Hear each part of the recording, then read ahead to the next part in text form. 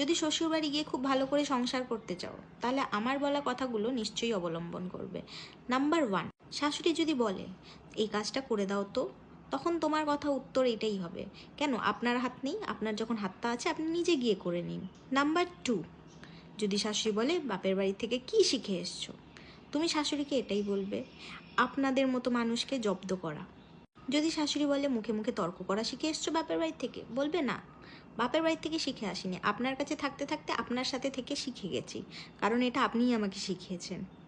Second step, যদি শাশুড়ি বলে এটা তোমার বাপের বাড়ি না, মুখে মুখে তর্ক করা চলবে না, তখন তুমিও একটাই কথা বলবে, এটা আপনারও বাপের বাড়ি না, তো আপনিও আমার মুখে মুখে তর্ক করবেন না প্লিজ। শাশুড়ি যদি বলে এত বছর বিয়ে হয়ে গেছে, বাচ্চা কাচ্চা একটা দাও, তখন তুমি একটাই কথা বলবে, আপনার ছেলে পিলেও বড় হয়ে গেছে, বিয়ে হয়ে গেছে, একটা দেওর আমাকেই দিয়ে দিন, আমি নয় বড় করে দেব। তুমি যদি এরকমই ব্যবহার করতে পারো, তাহলে তোমার সংসার নিশ্চয়ই খুব সুখের সংসার চলবে। Thank you. আমার কথা ভালো লেগে থাকলে একটা কমেন্ট নিশ্চয়ই